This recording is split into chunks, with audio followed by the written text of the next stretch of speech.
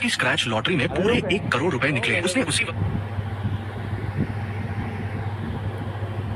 पति से तलाक लेने का फैसला कर लिया। उसे क्या पता था कि वो टिकट असली नहीं, सिर्फ एक प्रॉप था। दरअसल रोहित की कंपनी की एनुअल पार्टी में बॉस ने सभी कर्मचारियों को मजाक मजाक में नकली स्क्रैच कार्ड दिए थे। हर कार्ड में 1 करोड़ का इनाम दिख रहा था ताकि माहौल मजेदार बने। ऑफिस में सब जानते थे कि ये फेक है, लेकिन रोहित गलती से वो टिकट घर ले आया। घर पहुंचते ही रीना और उसकी माँ की नजर टिकट पर पड़ गई। दोनों ने बार बार चेक किया और यकीन कर लिया कि सच में करोड़ों लग गए हैं। रीना खुशी से पागल हो गई। रोहित सच बताने ही वाला था कि तभी रीना ने उसे रोक दिया। फिर ठंडे चेहरे के साथ बोली, हमें तलाक चाहिए। रोहित को लगा वो मजाक कर रही है। उसने फिर समझाने की कोशिश की कि टिकट नकली है, लेकिन सास को लगा वो पैसे अकेले हड़पना चाहता है। उन्होंने तुरंत कह दिया कि इस पैसे पर रोहित का कोई हक नहीं। रीना भी बोली, जिसने पहले टिकट देखा पैसा उसी का। इस 1 करोड़ से तुम्हारा दूर दूर तक कोई लेना देना नहीं। रोहित को यकीन नहीं हुआ कि सिर्फ पैसों के लिए उसकी पत्नी रिश्ता तोड़ रही है। रीना फिर बोली, अब तुम और मैं बराबर नहीं रहे। अपनी औकात याद रखना, कल चाहे कुछ भी हो जाए तलाक तो होकर रहेगा। ये कहकर उसने उसी समय फोन निकालकर डिवोर्स अपॉइंटमेंट तक बुक कर दी। लेकिन उसे क्या पता था कि उसी कंपनी पार्टी में रोहित को बड़ी प्रमोशन मिली थी। कंपनी के चेयरमैन ने उसे ग्रुप पार्टनर बना दिया था। एक नई शाखा की जिम्मेदारी दी थी और साथ में 5 करोड़ के शेयर भी। मगर रीना और उसकी माँ अब भी उसे मामूली नौकरी करने वाला आदमी समझकर बेइज्जत किए जा रही थी। तभी रोहित का दोस्त करण भागता हुआ घर आया और उत्साह में रीना से पूछ बैठा, सच में 1 करोड़ लग गए क्या? रीना मुस्कुराकर उसके गले लग गई। हाँ जान, हम अमीर बनने वाले हैं। दोनों को इतनी नजदीक देखकर रोहित सन्न रह गया। तभी रीना ने बिना शर्म के सच उगल दिया कि वो हमेशा से करण से प्यार करती थी, यहाँ तक कि उसके पेट में पल रहा बच्चा भी उसी का है। ये सुनते ही रोहित अंदर से पूरी तरह टूट गया। उसने शांत होकर कहा, तलाक चाहिए तो ठीक है, लेकिन घर से खाली हाथ जाओगी। स्क्रैच कार्ड शादी के दौरान मिला था, फिर भी मैं उसमें से 1 रुपया नहीं लूंगा। रीना को लगा कि जब वो करोड़पति बनने ही वाली है तो इन छोटी बातों से क्या फर्क पड़ता है। उसने तुरंत हामी भर दी। अगली सुबह दोनों ने जाकर तलाक फाइनल कर लिया। बाहर निकलते वक्त रीना घमंड से बोली, आज के बाद हमारा कोई रिश्ता नहीं, तुम जिंदगी भर गरीब ही रहोगे और मैं बनूंगी करोड़पति। रोहित हल्का सा मुस्कुराया, बस उस वक्त तुम्हारा चेहरा देखने लायक होगा जब पता चलेगा कि वो टिकट नकली था। तलाक के तुरंत बाद रोहित ने वकील से मिलकर सारी प्रॉपर्टी अलग करवा ली। उसने रीना के नाम से जुड़े सारे बैंक अकाउंट भी बंद करवा दिए ताकि वो उसका 1 रुपया भी इस्तेमाल न कर सके। तभी अस्पताल से फोन आया। डॉक्टर ने बताया कि रीना के पिता के इलाज का बिल तैयार है। दरअसल उनके ससुर एक दुर्लभ बीमारी से पीड़ित थे और महीनों से महंगी इंपोर्टेड दवाइयों का खर्च रोहित ही उठा रहा था। लेकिन इस बार उसने साफ कह दिया, अब हमारा कोई रिश्ता नहीं, आगे का खर्च उनकी बेटी संभाले। दवा बंद करनी है या मरीज को डिस्चार्ज करना है, फैसला वो करे। उधर अस्पताल में बिल देखकर रीना के होश उड़ गए। रकम इतनी ज्यादा थी कि उसके पास देने के लिए पैसे ही नहीं थे। डॉक्टर ने चेतावनी दी कि जल्दी भुगतान नहीं हुआ तो उसके पिता की हालत बिगड़ जाएगी। रीना घबरा गई क्योंकि असली पैसे तो उसे अगले दिन लॉटरी क्लेम करने के बाद मिलने थे। तभी उसकी माँ ने सलाह दी, फोन से लोन ले लो, कल पैसे मिलते ही चुका देंगे। ये सुनकर रीना ने तुरंत 50 लाख का लोन लेकर अस्पताल में जमा कर दिया। लेकिन लालच यही नहीं रुका। उसे यकीन था कि अगले दिन वो अरबों की मालकिन बनने वाली है, इसलिए उसने और बड़े लोन लेने शुरू कर दिए। कुछ ही घंटों में उसने लग्जरी बैग्स, महंगी गाड़ियां, आलीशान बंगले और हाई-फाई पार्टियों पर करोड़ों उड़ा दिए। उसे बिल्कुल अंदाजा नहीं था कि ये दिखावा बहुत जल्द उसकी जिंदगी तबाह करने वाला है। अगली सुबह वो अपने रिश्तेदारों और दोस्तों के साथ पूरे रौब में लॉटरी सेंटर पहुंची। अच्छा हुआ उस निकम्मे रोहित से तलाक हो गया, नहीं तो आधे पैसे उसे देने पड़ते। रीना की माँ ने तो पहले से बेटी के लिए मास्क तक तैयार कर रखा था ताकि करोड़पति बनने के बाद कोई पहचान न पाए। फिर सब लोग अकड़ते हुए काउंटर पर पहुंचे और रीना ने मुस्कुराकर टिकट आगे बढ़ाया। हेलो, जैकपॉट क्लेम करना है, पूरे 1 करोड़ का।